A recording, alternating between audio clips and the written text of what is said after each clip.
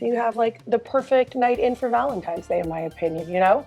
Pour some wine, get some red and some white here, get on the couch, take off the heels, stay in, and enjoy a little Valentine's Day at home with some meat and cheese. So very simple. I have a bunch of different wooden boards. Don't put them in the dishwasher. You can wash them by hand, but get yourself a good wooden board and we can assemble the perfect cheese board. There's so many different ways to do it. So I love grapes. I think grapes are really important to have just because it gives a little bit of height as well as that sweet flavor. I buy the 3-pack of Borson all the time from Kirkland, and I use it in cooking. It is a staple in my house, but it's also perfect on the cheese board. And my little trick is don't take the metal piece off the bottom so it doesn't stick to the board. If people use it and you still have half, clean it up, fold the aluminum over, and you can reuse that. You can also save the box if you wanted to. As a creamy cheese, I have fresh ricotta.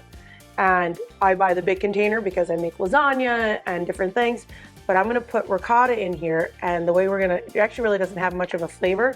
The way we're gonna dop it up is a little bit of honey. Even if you do the honey, the most important part is you need to do a little sea salt and black pepper, because ricotta is not real flavorful. It's actually pretty neutral, but it's that creamy, and you get that salt and that sweet. I always suggest doing a cheddar of some sort, because everyone likes a cheddar. It's like your neutral cheese if you're not a big cheese eater. And you kind of want to cut the cheeses in all different shapes so that you know what you have. So I like to go bite size, but if it's only for 2 people, or 3, something small, you want to have variety. You don't have to put it all out. You can keep the big piece on the bottom and then put the smaller ones. And then at the end, if you go through it, you just get a knife out and cut more of the cheese up.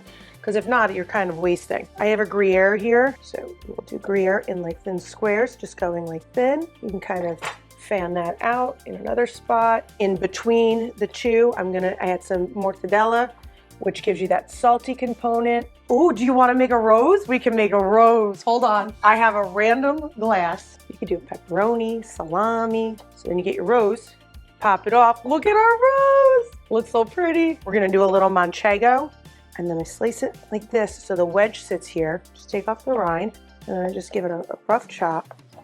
Kind of stag that on. I always put a little bit of honey, and then if you want an apple, I like using the Boss pears. If you know you're not serving your board for a while, toss this with a little bit of lemon juice so they don't turn brown. And if you have dates or almonds, if you're doing a party and you're not sure about people's nut allergies, you can always just keep the nuts off. Pralines are really good.